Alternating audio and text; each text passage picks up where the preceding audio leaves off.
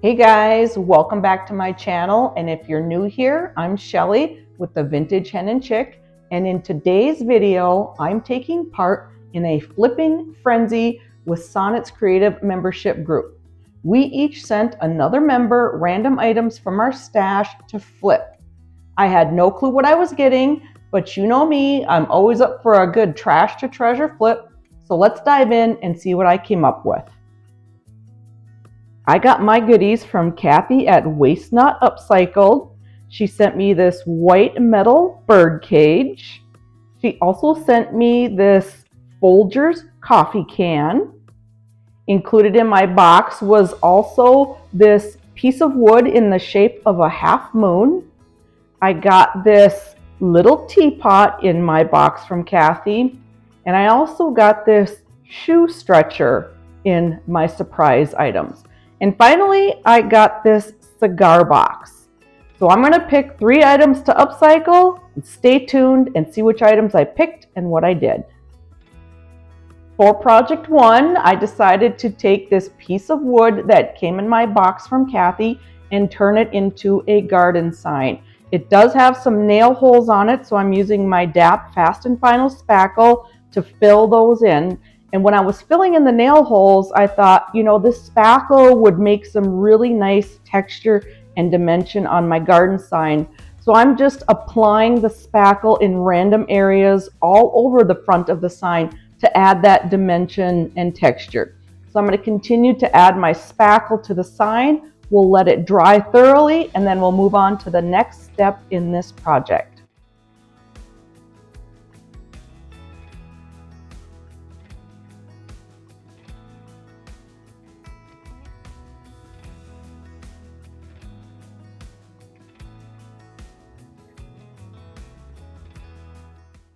The spackle has dried, and now it's time to paint my garden sign. And for that, I am painting it with Dixie Belle's Farmhouse Green, which is a chalk paint. I thought this was a really nice springy color green. So I'm going to give the entire sign, the front and the back, 2 good coats of the Farmhouse Green, and then I'm going to let it dry thoroughly. And then once it's dry, we'll move on to the next step. I did do 2 coats of the Farmhouse Green on my sign, and look at all that nice dimension and texture on the front of the sign. And now I'm just going to sand the sign just to kind of knock down some of that texture, to stress it a little bit, let anything come through that's going to come through. I want this sign to look old and beat up, and so sanding is a good way to make that happen. Now, once I have the sign sanded, I wiped all the sanding dust off, and now I'm going to add some more texture with the IOD Vintage Texture Stamp. And I'm just going to take the stamp, I'm going to apply some black ink to the stamp, and I'm just going to randomly apply it all over the front of the sign, just to kind of add some dimension, some texture, and to make my garden sign look more weathered and worn.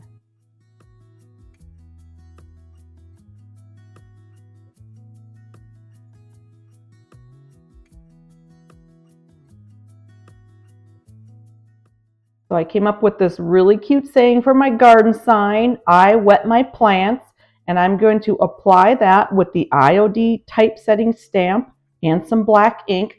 So I just laid my letters out on my sign so I can kind of eyeball where I want them to be. And then I'm going to use my IOD thin mount to pick up the letters with that. And then what's nice about the thin mount is it has grid marks on it. So you can get your letters exactly where you want them to be, and you can make sure that they are in a straight line and that they don't go up or go down, that when you stamp them on your project, they stamp in a nice straight line. So I'm going to continue to use my thin mount, picking up my letters, and then applying the black ink and then stamping them onto my sign. And once I get my words on my sign, we'll let this ink dry for a little while, and then we'll move on to the next step.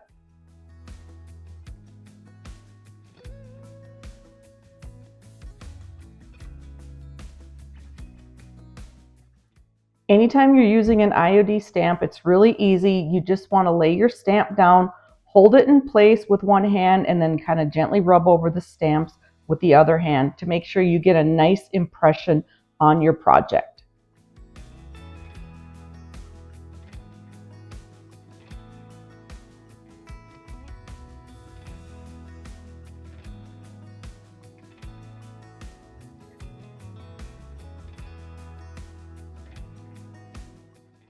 I want my garden sign to be distressed and beat up looking, so I'm just going to take my sanding sponge and I'm going to sand over where I stamped. I don't want that ink to be bright. I want it to be distressed looking and kind of grungy. And then I'm going to wipe it off with a wet baby wipe to get rid of any dust because I'm going to be adding a transfer. And the transfer I'm using today is from IOD Rose Botanical Transfers. And I just cut out some transfers that I thought would look nice on my sign. And now I'm just placing the transfer down, rubbing it with my transfer tool. And then as I'm rubbing, I'm starting from one side and lifting that transfer vellum up, rubbing with the transfer tool to apply the transfer to my sign. And then I take the transfer vellum and rub it over the transfer just to make sure that it's completely adhered and that there's no bubbles or wrinkles in my transfer.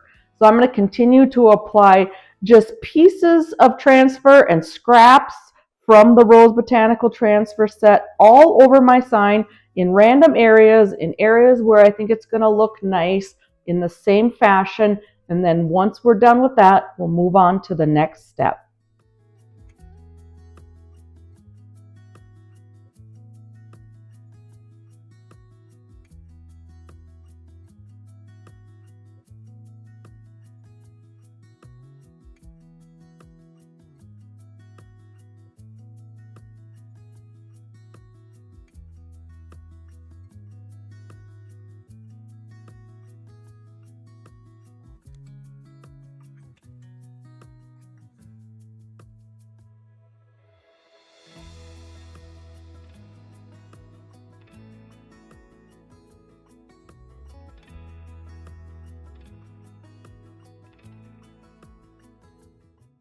Just like the rest of my sign, I want my transfers to look distressed as well. So I'm just taking my sanding sponge and sanding over the transfers just to give them more of a distressed look and so they're not so crisp looking.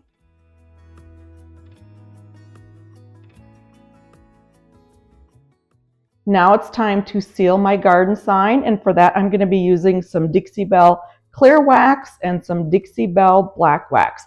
I'm going to start with the clear wax and go over the entire sign with that, applying the wax with a paper towel and then just wiping back the excess. And then I'm going to take a clean paper towel and take my black wax and go around the outer edges and over the texture area where the spackle was, just to kind of highlight some areas, make it look worn and grungy and dirty like it's been in a garden for many years.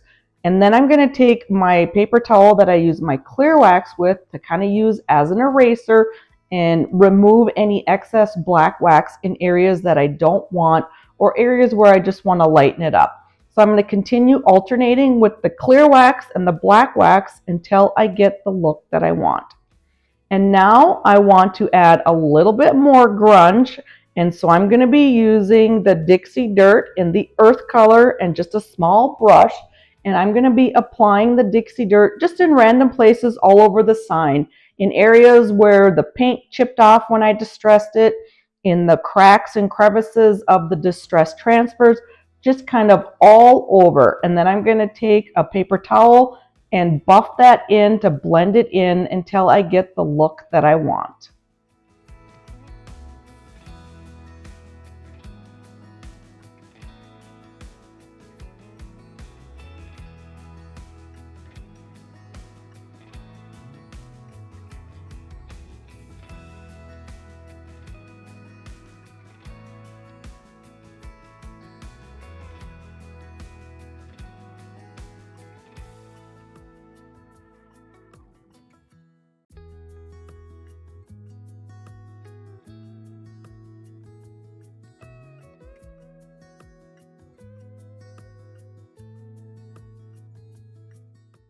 For project 2, I'm going to flip this Folgers coffee can.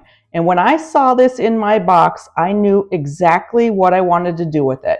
So I'm just taking the can, laying it on its side and pressing it down with my hands and squeezing the top, just one side of the can. I'm trying to create the look of a spout because I'm going to turn this coffee can into a watering can. And so I have it kind of shaped how I want it to be, and then we'll move on to the next step. So I took my coffee can outside. I sprayed the inside, the outside, and the bottom in a matte black rust inhibiting spray paint by Rust-Oleum. And now I'm going to decoupage on my coffee can. And I'm going to be using Decoupage Queen Blue Peonies rice paper. And I'm just going to cut to size what I need for my can and then start decoupaging my rice paper on the can. And it's very easy to do. All you need to do is apply a decoupage medium, and I am using the Dixie Belle Satin Top Coat for my decoupage medium. And then I'm spritzing my decoupage paper with some water to relax those fibers and make it easier to apply. And I'm laying my decoupage paper down on my coffee can, getting it in place, and then using my brush and any extra decoupage medium on my brush to smooth out any wrinkles or bubbles that are in my decoupage paper. So I'm going to continue to do this process around the entire can until I get it completely covered. Now, typically when I decoupage, I like to start with a white base under my decoupage paper, but I wanted this watering can to have kind of a moody look, which is why I spray painted it first with the black before I applied my decoupage paper.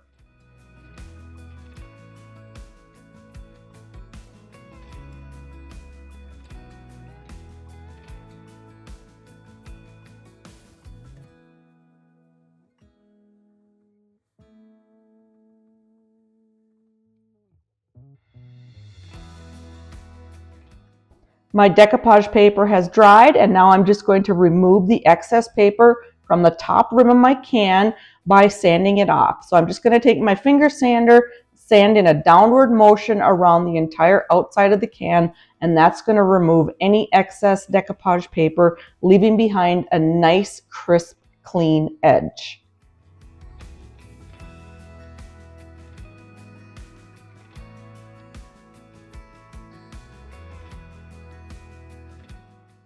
I'm going to be adding a handle to my watering can, and this is just a drawer pull that I pulled out of my stash, and I'm going to attach it to my can. And for that, I'm going to be using E6000, which is a very strong glue. I'm using it in the clear. I'm just going to put some E6000 on each end of my drawer handle and attach it to my can. And once I have it on there, I'm going to set it aside and let it dry overnight to make sure that that handle is good and on my can.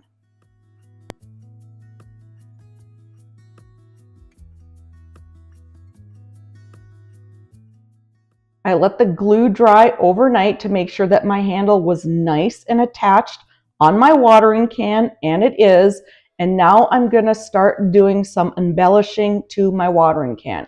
And where I bent the can for the spout, I'm going to be using some Dixie Belle black wax and just with an artist brush.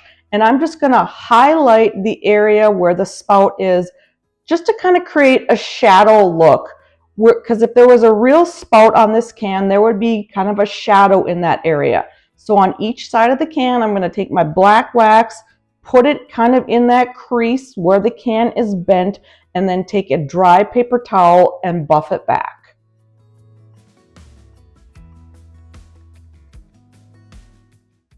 I'm going to continue to embellish my watering can with some Dixie Belle copper gilding wax, and I'm just going to take an artist brush and take the gilding wax and go around the top edge of the can and the bottom edge of the can, as well as the entire handle. I wanted to add this gilding wax to just kind of embellish the can and make those areas stand out. Now with the gilding wax, a little goes a long way. You hardly need any at all, and it goes on very smooth. So I'm going to continue to apply the gilding wax to the top and the bottom edge of the can and the entire handle.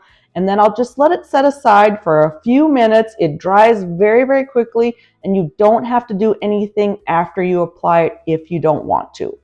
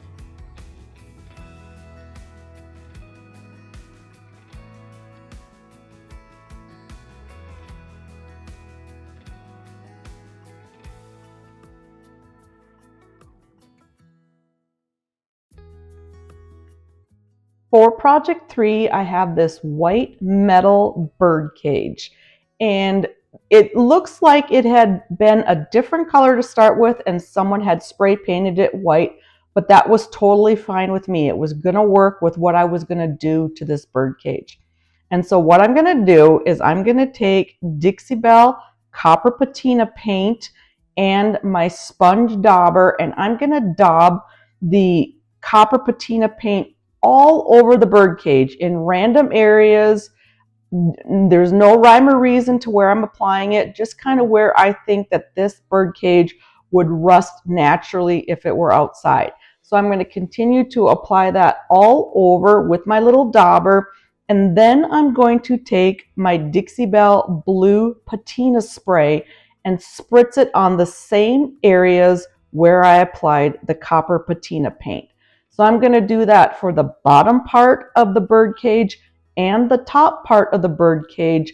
And then we're going to let this set aside for 4 to 6 hours. And then the copper patina paint and the blue patina spray is going to create a beautiful rusty blue patina look on this bird cage.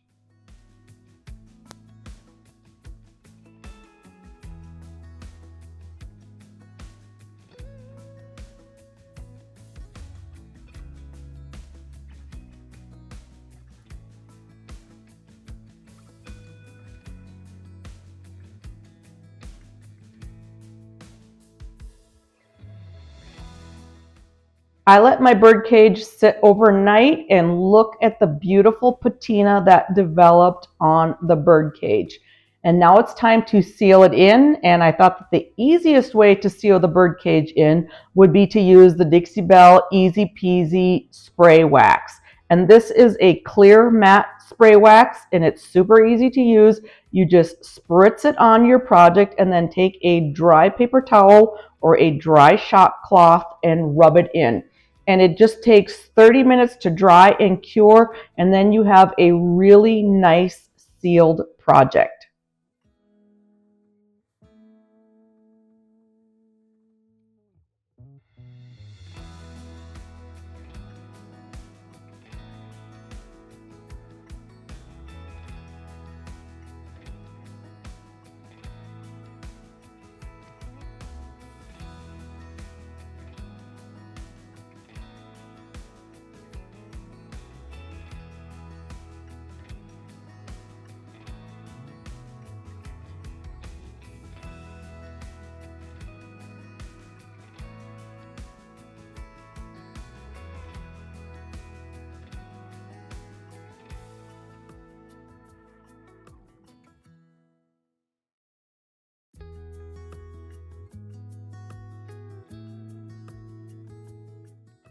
Thank you so much for watching this Flippin' Frenzy video. This collab was such a fun challenge. Huge thanks to Sonnet's Creative Membership Group and Kathy from Waste Not Upcycled. Now don't forget to check out the other creators and see what they flipped, and I'll leave that playlist in the description box below. I'll be back next week with another video. Thanks again for watching and have a wonderful day.